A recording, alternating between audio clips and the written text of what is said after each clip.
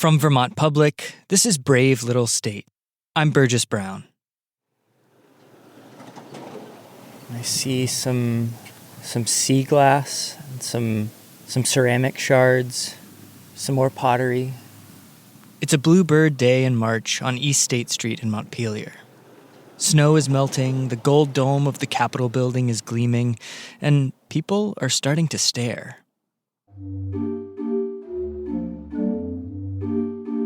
They're staring because I appear to be talking to a wall, and, well, I kind of am. There's a massive granite block retaining wall that runs along the slope of this street, and I'm cataloging the surprising array of stuff that's stuck in its mortar. Oh, an orange plastic toy dinosaur? These are all interesting mementos with their own interesting histories, no doubt, but I'm hunting for one object in particular. There's this question that came across the BLS desk. It's been keeping me up at night. It reads, a human tooth, parentheses, molar, is embedded in a retaining wall alongside East State Street in Montpelier. Front Porch Forum has failed to yield the backstory. Help.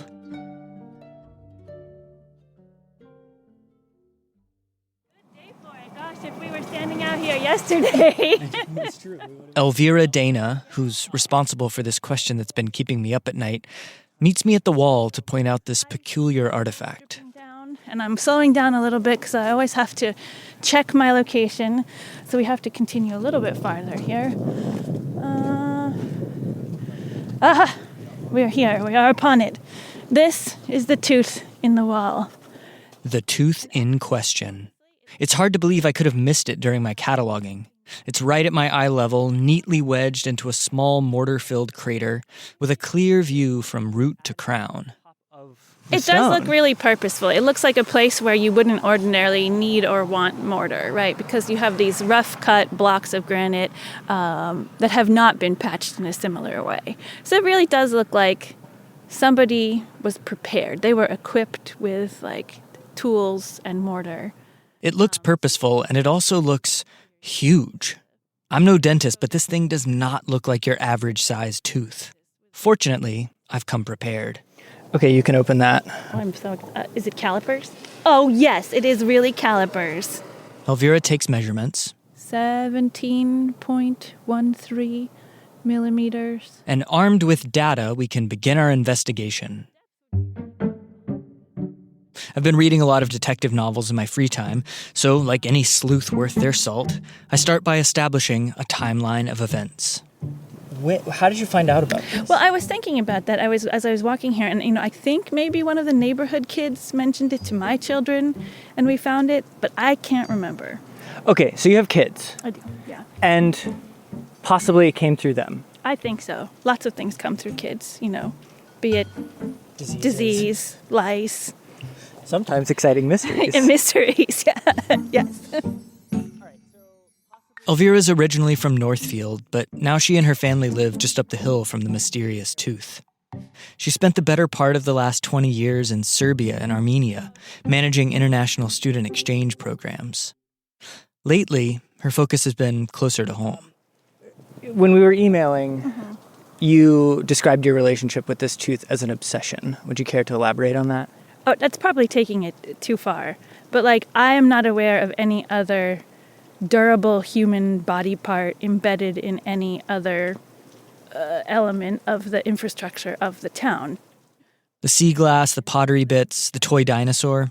Elvira tells me those can all be traced back to neighborhood kids. But this tooth?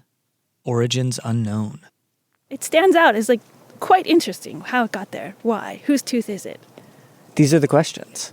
This is perhaps the most pressing news item of our time and of our community. The tooth is in a prime location for foot traffic. Workers coming and going from downtown offices and schools letting out just around the corner. Elvira seems to know everyone in town and doesn't let a passerby pass by without interrogation. The tooth in the wall. What do you know about it? I'm working on a very important mystery. Do you know about the tooth in the wall? Mr. Marlier, the tooth in the wall. Tell us. The tooth. Do you know? Most people have no idea what we're talking about. There's a tooth in the wall over there? But some do, and they have their own theories about the tooth. Well, I was told a story. Oh, what were you told? So I have not verified it. My neighbor, Martina Anderson, Whoever was working on the wall, one of them lost a tooth and they put it in the wall. Elvira's heard a version of this story too, from her neighbor, John. In his telling, a worker leaves for a dentist appointment and comes right back to work on the wall. Elvira's not buying it. That just seems unlikely to me. Who is so diligent that they come straight from having a tooth extracted back to the workplace and want to actively participate in the work? Vanessa Sargent lives just across the street from the tooth and has heard a different origin story from her kids. They think it's a bear's tooth. That's what they heard. I've heard this more than once, too. Yeah, they think it's a bear's tooth. They have no idea how it got there. That would explain why it's so big. Though Elvira's gut says human over bear. But I could be wrong. It's not my area of expertise. Elvira's heard another rumor flying around, too. I mean, there's sort of a theory that maybe the tooth fairy is involved. This is where my mind went as well. Yeah, right? I mean, why else would it be there? And, you know, in other cultures, different things happen with teeth, right? In some countries, you throw a tooth on the roof. In other cases, there's a tooth mouse. As a woman of the world, Elvira just kind of knows these things. You know, so there could be some kind of cross-cultural tooth fairy phenomenon that I just don't have the cultural context to interpret. Cross-cultural tooth fairy phenomenon? This case could be bigger than I thought.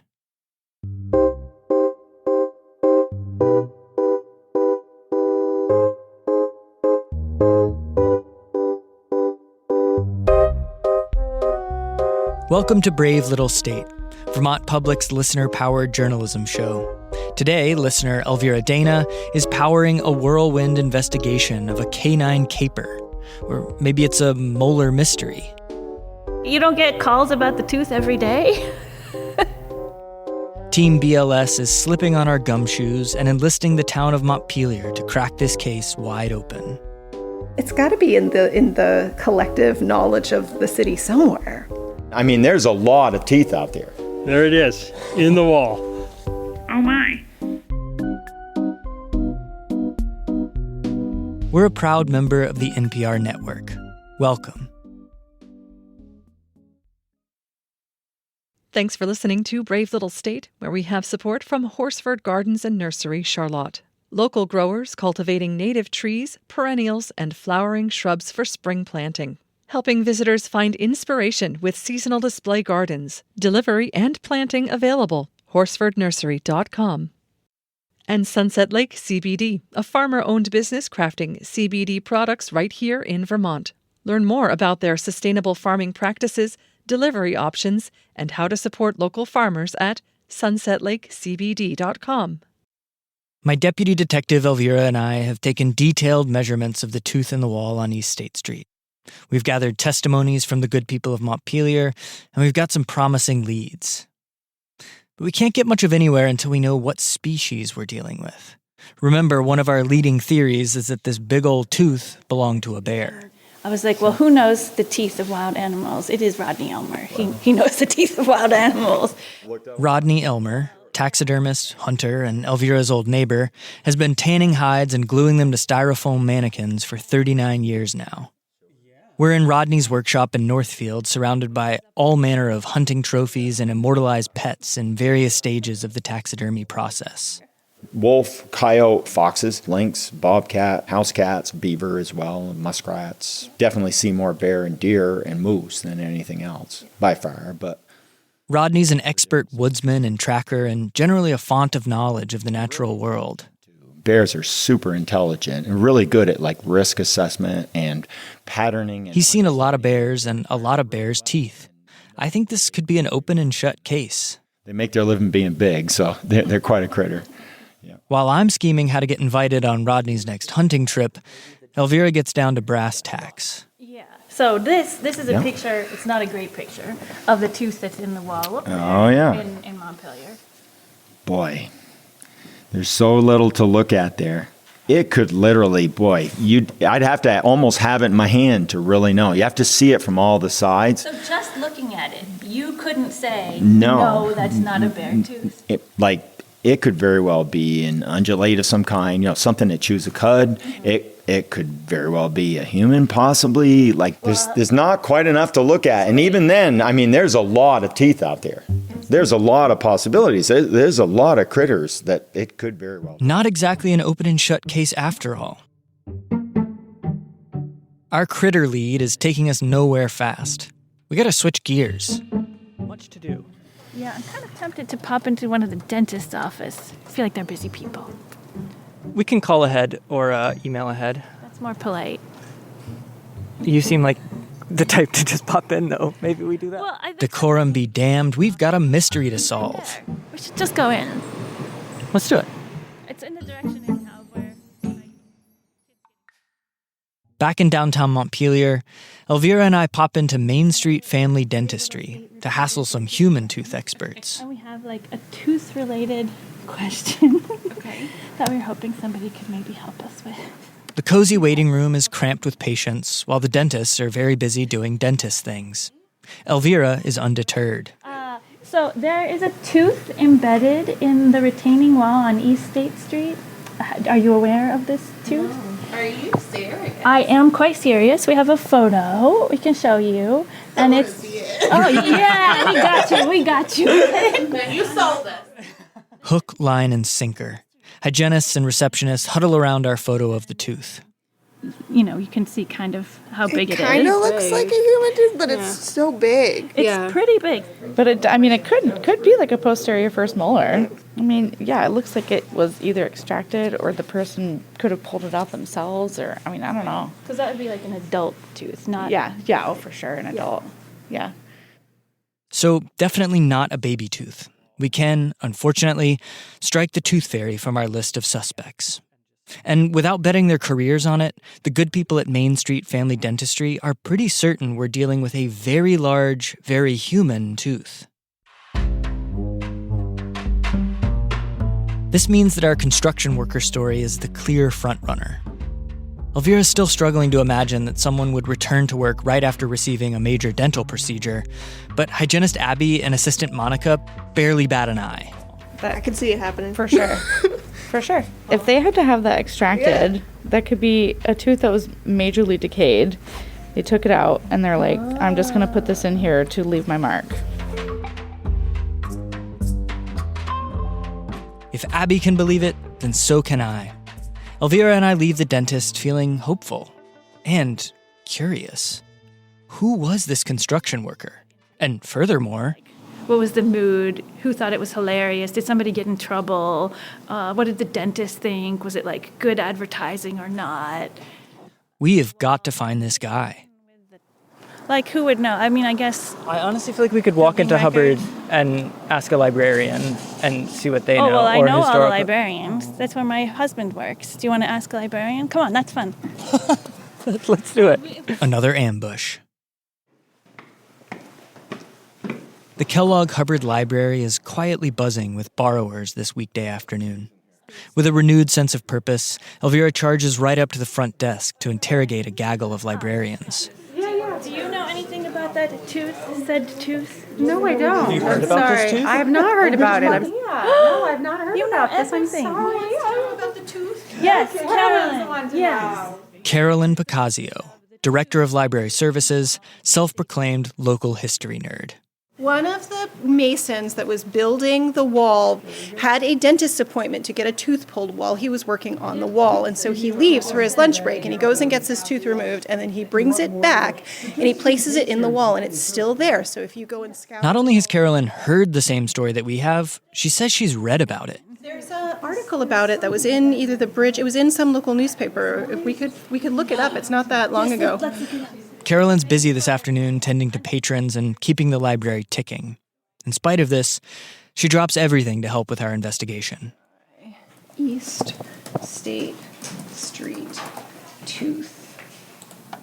Oh no, that's not it either. A librarian on the hunt is a sight to behold. But despite Carolyn's archival prowess, the story of the tooth does not appear to exist on the internet, or in any of the books in the Vermont history section. So Carolyn turns her attention to another resource at her fingertips, a Rolodex full of other local history buffs.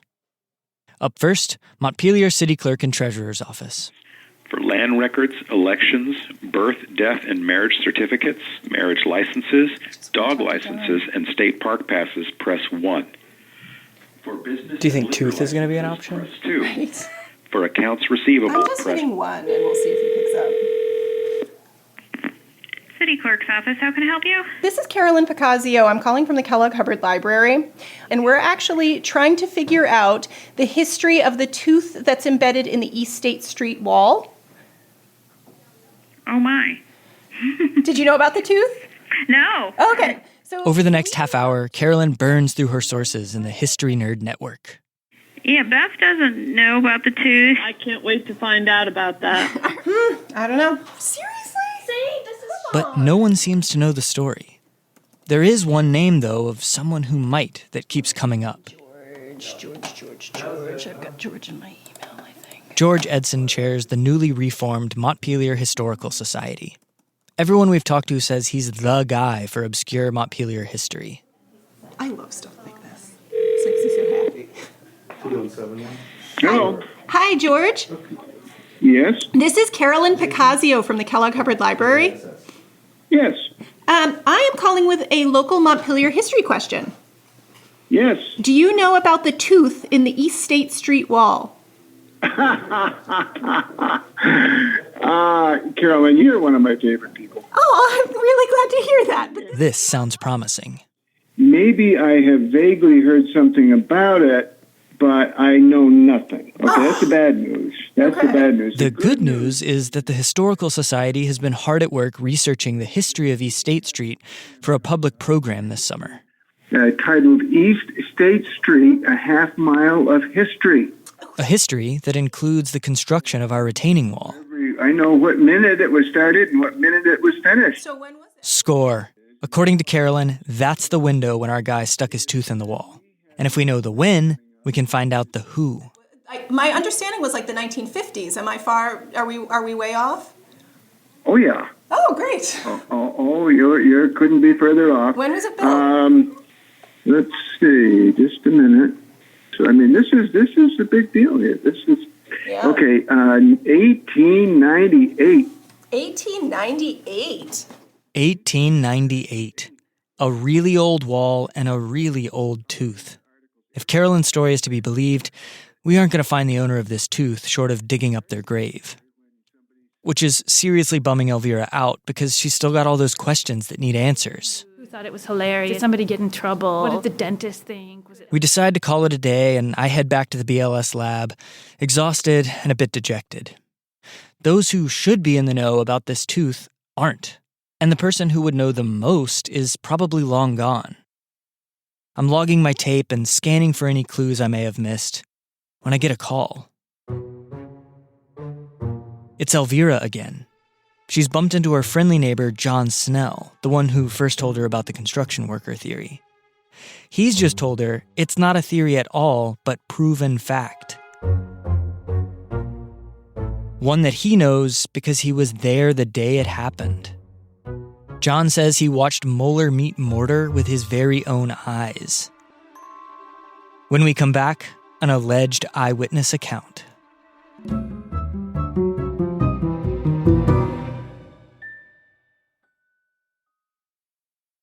This episode of Brave Little State has support from Vermont Fish and Wildlife, conserving our grasslands with public support through the Vermont Habitat Stamp. Learn more at vtfishandwildlife.com.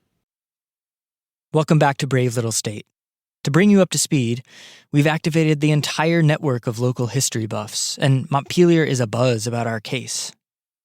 Question asker Elvira Dana has enlisted her son to hang up some hand-drawn posters around town asking for info. And we've set up a tooth tip line, which has yielded mixed results. We are the CIA. We are looking for information about the tooth. But we've collected some critical clues. We're pretty positive the tooth belonged to a human, not a bear. And we know the wall it's embedded in was built in 1898. And now we have a source who claims he can corroborate the inciting incident.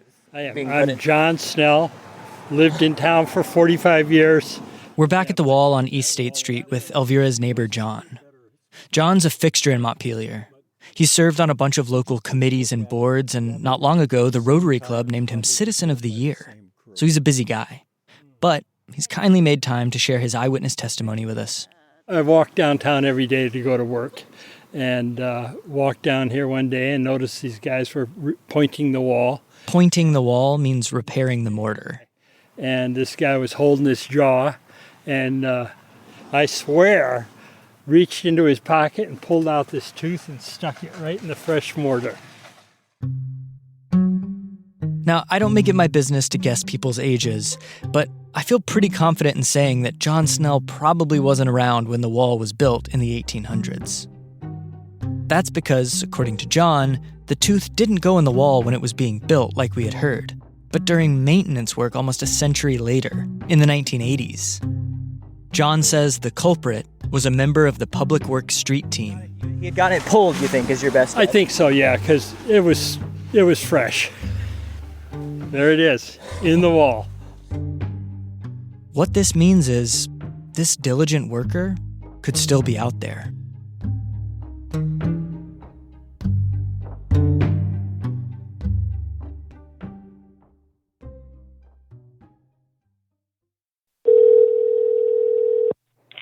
Hello, Public Works. Hi, I'm trying to reach the garage. Is this the right number for the town garage? It is. Oh, great.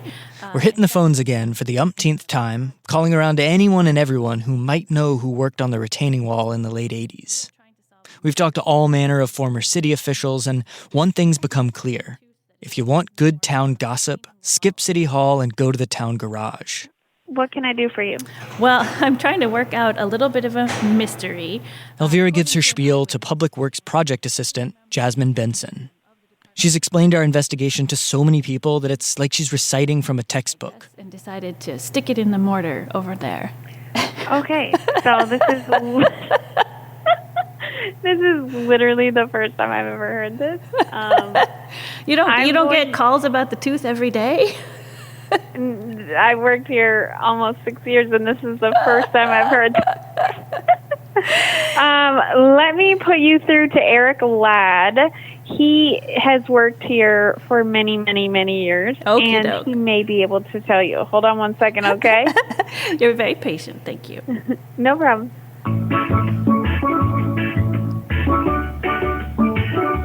Hello. Hi, Eric? Yep. Hi. Eric Ladd, equipment supervisor in the equipment division. Elvira asks Eric if there's any way to know who worked on the wall in the 1980s. Well, there's probably records upstairs, but that is super labor-intensive to go digging through all the boxes. Eric is justifiably less than enthusiastic about sifting through a decade of personnel records to help solve our municipal mystery. As he's looking for a way to politely let us down, a commotion ensues in the background. Who is it? Rick Lee's brother. Oh, Dan's telling me Rick Lee. Oh, you got somebody there who thinks he knows? Oh, his brother. What's his real name? All right. Oh, you're on it, huh? Well, apparently this is something that's flown around the rumor mill before. So what's your number so we can call you back if we get on there? Sure. Tip here.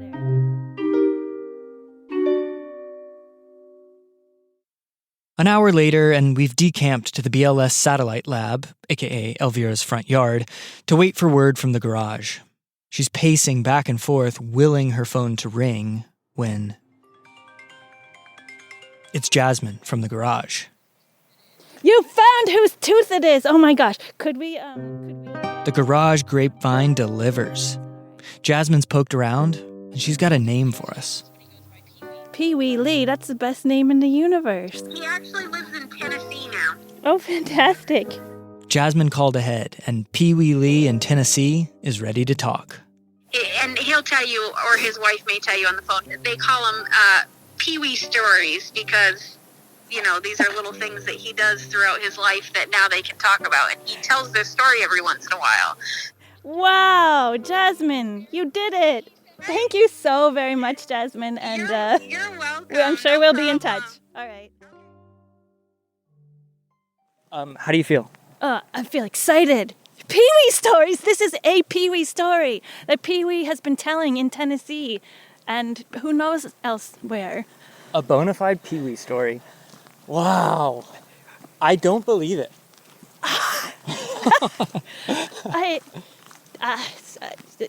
I'm agog. We post up in Elvira's kitchen.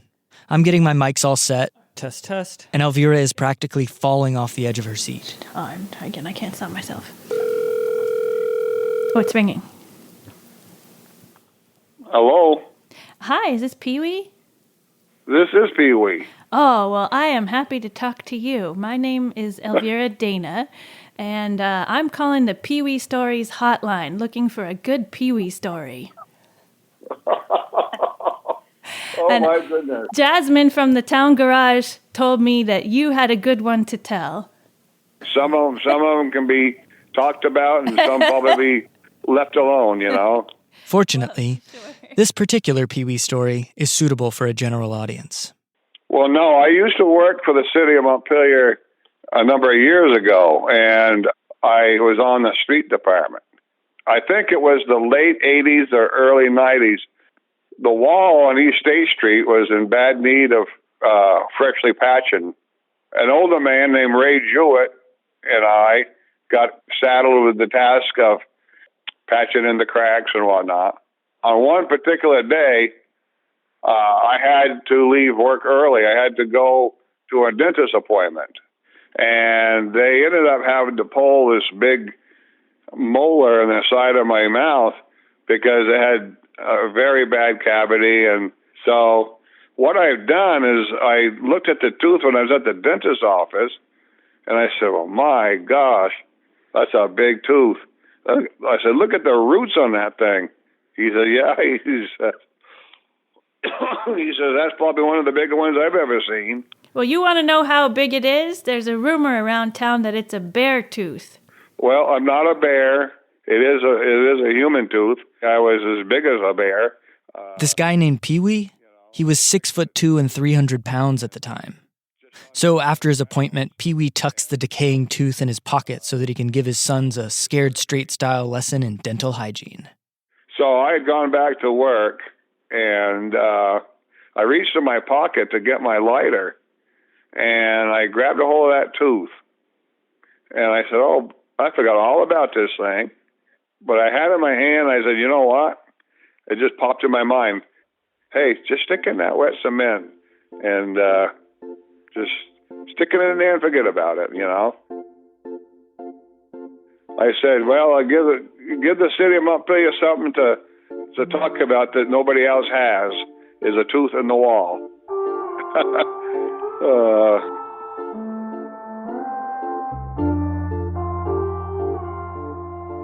I did think maybe I should ask the city to make a little plaque for the tooth. If they were able to make a plaque for the tooth, what should it say? A plaque for the tooth? Yeah, I think there should be a little bronze plaque. What should it say? Something to the effect of, here remains the immortal tooth of James Pee-wee Lee, or placed here after a dentist appointment.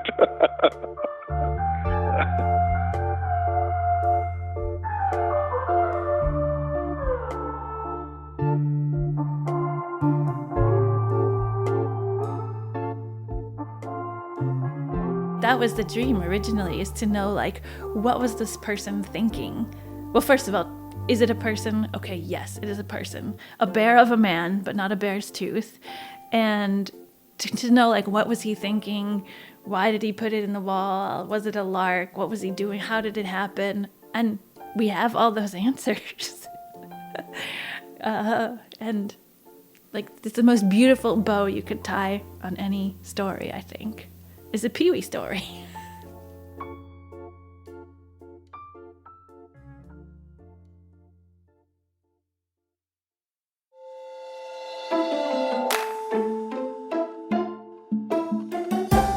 And there you have it. The Montpelier molar mystery. Solved. Case closed. A big thank you to our question asker / deputy detective, Elvira Dana, who will no doubt be up for a promotion after that stellar sleuthing. To see photos from our investigation, head to bravelittlestate.org or click the link in our show notes. While you're there, sign up for our free newsletter and ask a question about Vermont, our region, or its people that you want us to explore in a future episode. We're also on Instagram and Reddit at BraveStateVT. This episode was reported and produced by me, Burgess Brown, with editing from Sabine Pooks and Brittany Patterson. Our managing editor and senior producer is Josh Crane, and our executive producer is Angela Evansy. Our theme music is by Ty Gibbons, and other music comes from Blue Dot Sessions. Special thanks to Sophie Stevens, Lexi Krupp, Ann Lee, Tim Heeney, Kevin Marlier, Jason Kass, Gideon Kass, and Natalie Kass, Dan Groberg, Paul Carnahan, Tom McArdle, Corinne Cooper, Steve Gray, Mike Doyle, and many, many other Montpelierites for helping us crack this case. Brave Little State is a production of Vermont Public and a proud member of the NPR network. If you like our show, you can make a gift at bravelittlestate.org/donate, or you can leave us a rating or a review on your favorite podcast app. We'll be back soon with more listener-powered Vermont journalism.